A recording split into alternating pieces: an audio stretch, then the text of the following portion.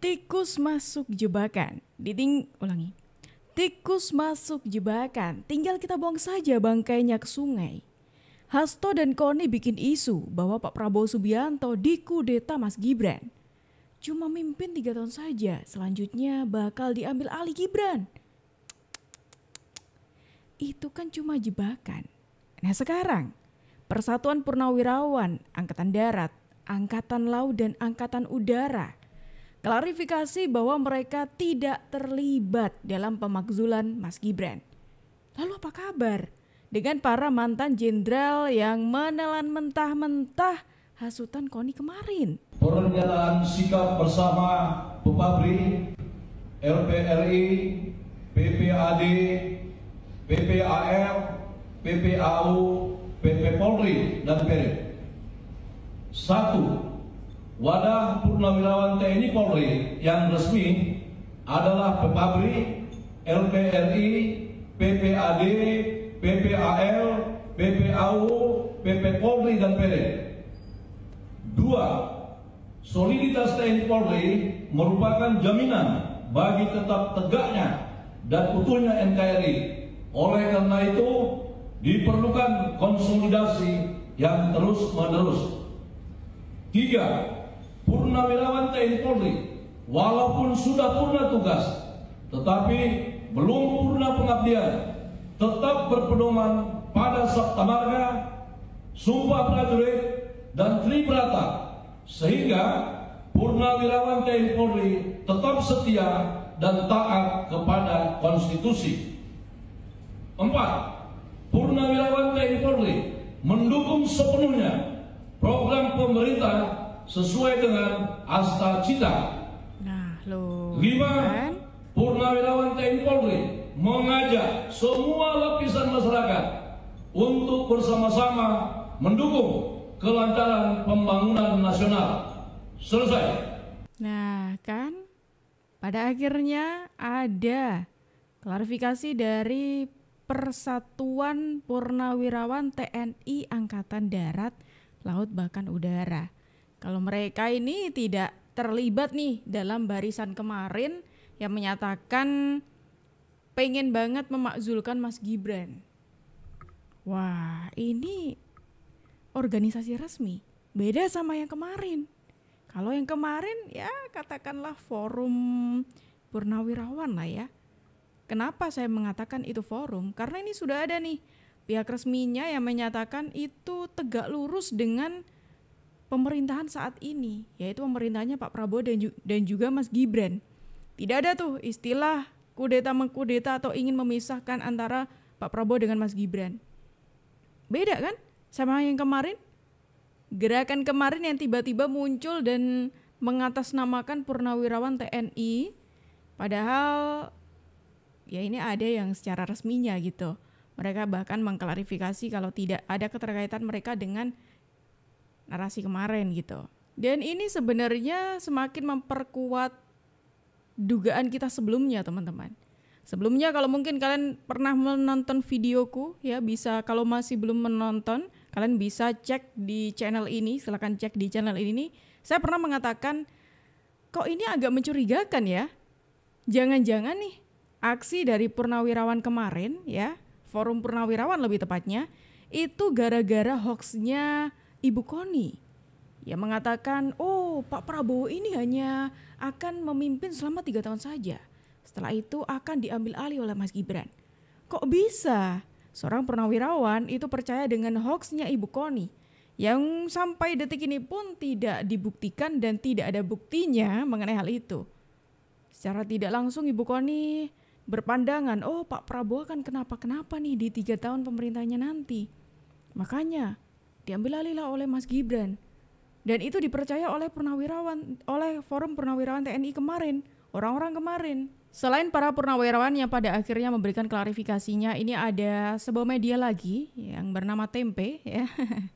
Ini juga menyebutkan ya ini jatuhnya kayak dugaan mereka itu sangat meleset, alias tidak terbukti, alias lagi dan lagi media ini menyebarkan hoax ke publik. Nah tadi nyambung Pram ya, ngobrol sama mantan Kabin juga ya. Nah kemarin kita wawancara Pak Soeharto itu ya, dia bilang juga dia sudah bertemu dengan Hendro Priyono, Ex-Kabin juga dan proses-prosesnya. Dia bilang bahwa Hendro Priyono ini mendukung gerakan para purnawirawan, dan memang dalam pernyataan di publik Hendro Priyono kan tidak merendahkan ataupun tidak menampis gerakan purnawirawan ini kan, silahkan dan seterusnya begitu ya.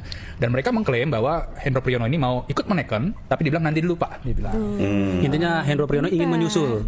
Jadi kata beberapa teman purnawirawan, akan ada tambahan para purnawirawan yang akan menyusul atau menaikkan 8 petisi itu ya, termasuk Hendro Priyono. Tapi ditahan dulu ya. Ternyata selain forum purnawirawan kemarin ada juga media yang termakan hoax nih teman-teman ya. Karena di sini beliau menyatakan, orang-orang ini menyatakan kalau Pak Hendro Priyono ini bakal menjadi tambahan yang menurut forum purnawirawan kemarin itu akan menjadi tambahan yang menandatangani petisi pencopotan Mas Gibran Raka Buming Raka. Tapi agak berbeda ya, bukan agak saja, tapi sangat berbeda dengan hal yang saya temukan satu ini. Pengalaman kalau ada keanehan begini, mesti ini ada sesuatu di balik ini. Ada yang main di sini. Pernyataan ini pada bulan Februari nggak jadi apa-apa. Dianggap suatu hal yang biasa. Iya benar, Februari itu. Nah, iya. Itu kan. Iya. Tapi kenapa kok sekarang tiba-tiba jadi besar, viral gitu. Jadi viral, jadi satu fenomena sosial ya, yang menurut saya bisa menjadi suatu gerakan sosial besar yang berbahaya kalau tidak cepat pada tanggal 21 ya kalau saya nggak salah kemarin. Ini yang disampaikan oleh Pak Hendro Priyono. Justru di sini beliau itu mempertanyakan adanya aksi ini dan juga beliau mengatakan ini nanti kalau terus-terusan nih bakal jadi sesuatu yang besar. Berarti ini menandakan Pak Hendro Priyono ini juga tidak tahu menau dan tidak ada keterlibatannya dengan aksi kemarin dari adanya forum purnawirawan yang pengen mencopot Mas Gibran dari Wakil Presiden. Dalam keadaan kayak ginilah saya sangat mengapresiasi PPAU, PPAD dan PPAL sudah begitu, dan karena apa yang mereka kerjakan itu sebetulnya sama dengan harapan kita. Jangan mengganggu Prabowo.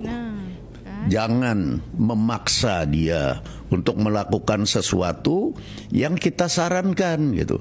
Kalau saya kan juga bilang bahwa ini sesuatu yang biasa ya. Ini dalam negara demokrasi.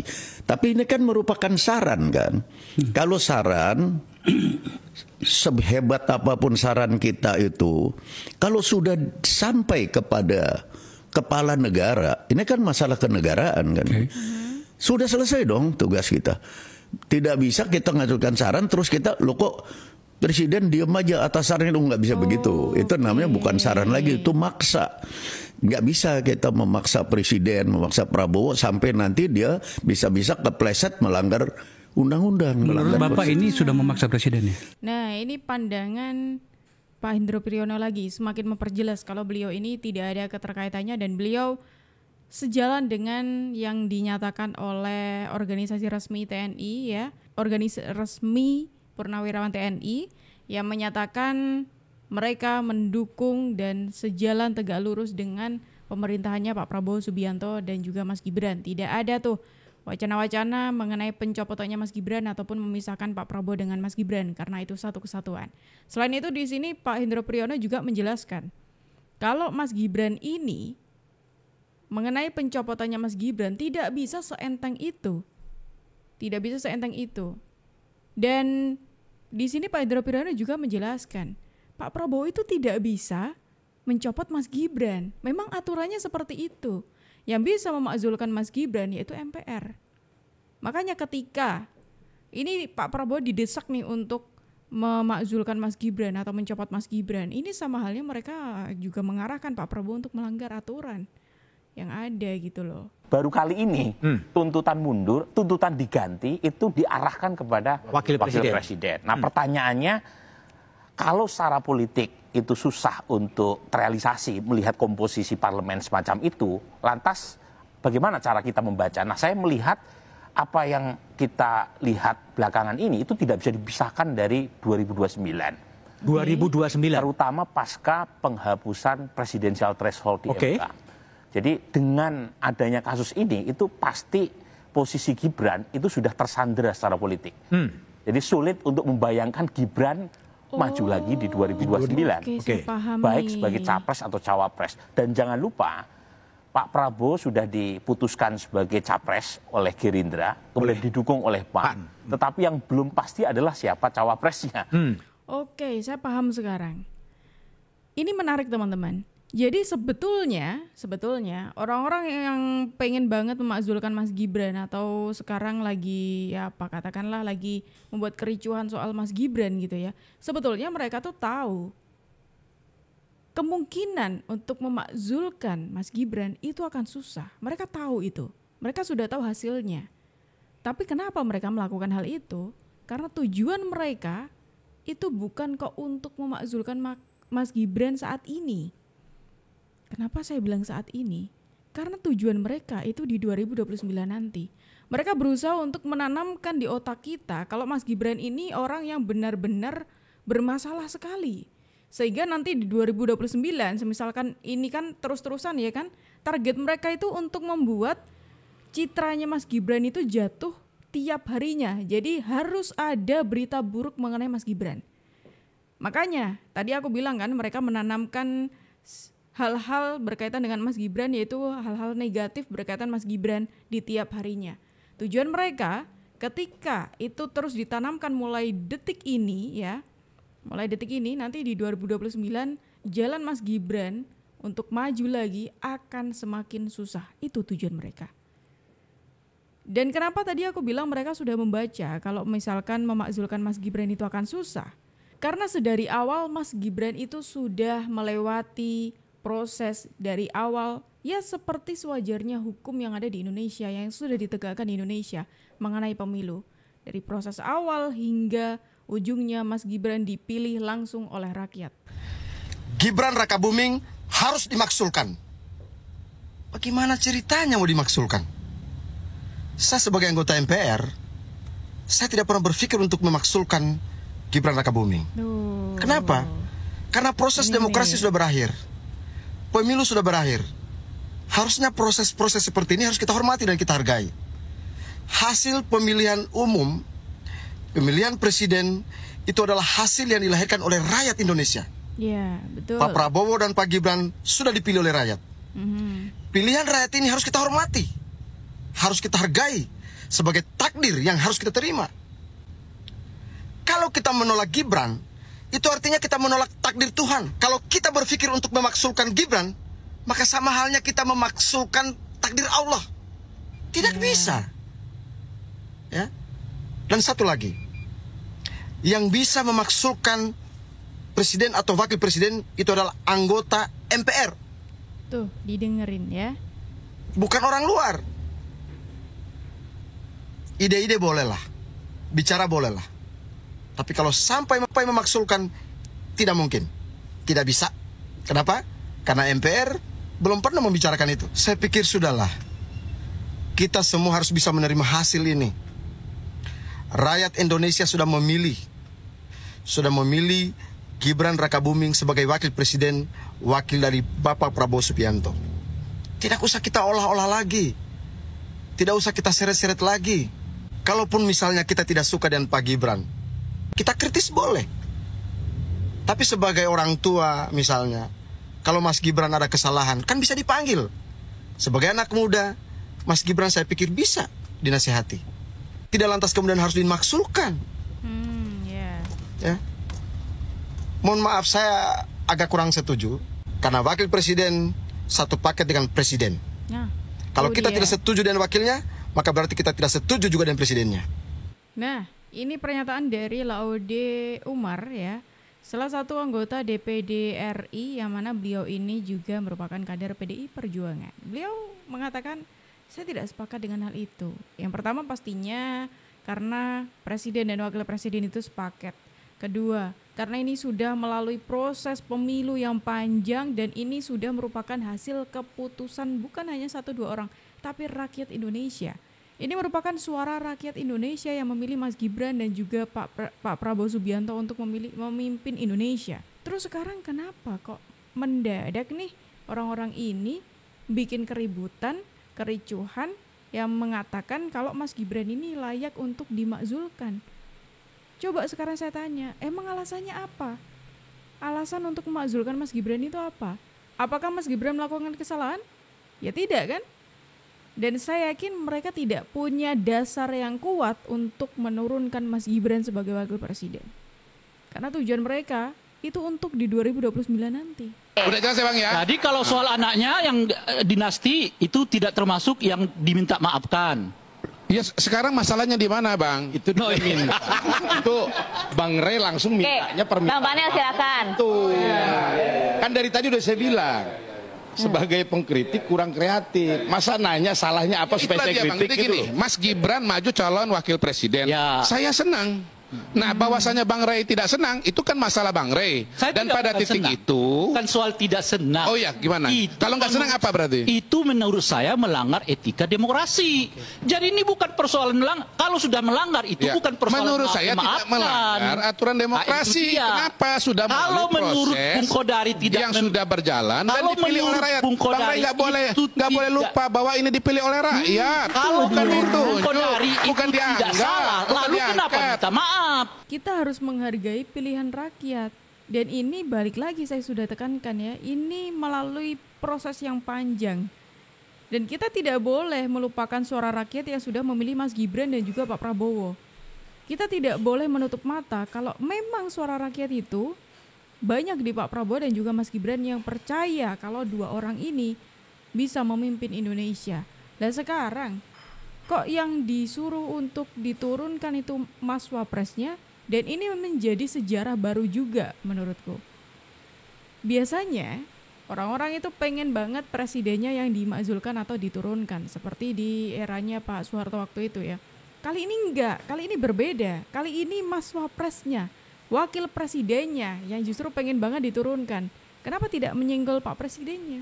Dan kenapa kan ini sepaket itu ya? Kenapa kok seolah-olah cuma berat sebelah saja yang diserang Mas Gibran saja? Itu malah diprotes. Ya kan malah diprotes kan, kemudian ketika ditanya ya kan, mana undang-undang mana yang menurut Anda ini nggak sesuai. Kan gitu kan, ditanya ke teman-teman yang lain. Nggak bisa di-challenge. Ujungnya digeser. Oh, ini bukan masalah undang-undangnya, tapi masalah prosesnya, formilnya. Lah udah beda lagi kan gitu kan.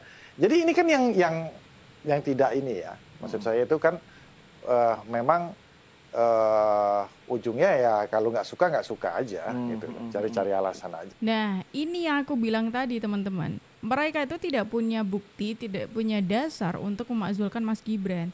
Kalau coba diruntut ya, Mas Gibran melakukan kesalahan kan ya tidak gitu. Dan yang selalu mereka suarakan adalah, oh ini soal keputusan MK kemarin, emang kemarin tidak sah? Kan sah, keputusan MK sah, dan itu dilakukan oleh KPU, dilakukan juga dan itu kan sah dan itu dilakukan oleh KPU. Kemudian DPR juga tidak ada bersuara, mereka juga setuju aja gitu. Terus apanya gitu loh, apanya? Dan selama Mas Gibran memimpin, apakah Mas Gibran melakukan apakah Mas Gibran melakukan kesalahan? Kan ya tidak. Ini tuh aneh gitu loh. Dasar mereka ya emang nggak suka aja gitu.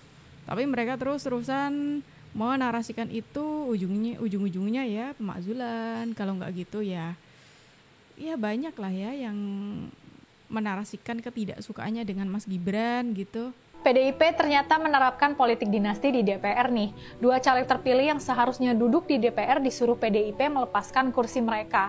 Mereka harus merelakan kursi kepada keponakan Megawati, Romi Soekarno. Nama kedua caleg itu adalah Sri Rahayu dan Arteria Dahlan. Mereka bertarung di daerah pemilihan Jawa Timur 6. Sri sebenarnya dapat... Ini loh, ini yang bikin tambah aneh lagi gitu loh, tambah lucu lagi. Ketika mereka terus-terusan menyuarakan kalau Mas Gibran itu orang yang melanggar lah, beginilah begitu, dengan narasi-narasi mereka yang tidak bisa mereka buktikan gitu ya. Justru ini ada buktinya nih. kenapa hal-hal semacam ini malah tidak mereka suarakan juga gitu loh. Ini ada buktinya ketika dua tokoh di PDI Perjuangan menjadi bukti kalau ada salah satu partai yang mengesampingkan suara rakyat, yang melupakan suara rakyat demi kepentingan mereka sendiri. Iya kan? Itu kan yang sering mereka narasikan gitu ya ke Mas Gibran. Mas Gibran menjadi wakil presiden ini untuk mencari panggung lah, beginilah begitulah, untuk mencari keuntungan pribadi lah. Iya kan? Narasi-narasi seperti itu yang mereka gaungkan. Dan sedangkan di PDIP ini ada dua tokoh yang bernama Sri Rahayu dan juga Arteria Dahlan yang terang-terangan loh ini sudah mendapatkan suara dari rakyat, tinggal dilantik saja. Tapi mereka melupakan itu semuanya demi kepentingan mereka sendiri, yaitu digantikan oleh Romy Soekarno, cucu dari Bung Karno. Gimana nih kalau menurut kalian teman-teman? Kan nggak adil banget gitu loh. Nggak adil. Hal yang sudah terang-terangan terjadi, tapi mereka berusaha tutup mata nih. Hal yang tidak terjadi, berusaha mereka buat supaya itu ada kenyataannya gitu loh. Berusaha mereka buat kalau benar loh Mas Gibran melakukan hal itu. Seperti itu. Aneh banget kan? Gimana nih kalau menurut kalian? Silakan tulis pendapat kalian di kolom komentar dan terima kasih teman-teman karena kalian sudah menemani aku dari awal sampai akhir. Aku Jup pamit undur diri. Sampai jumpa.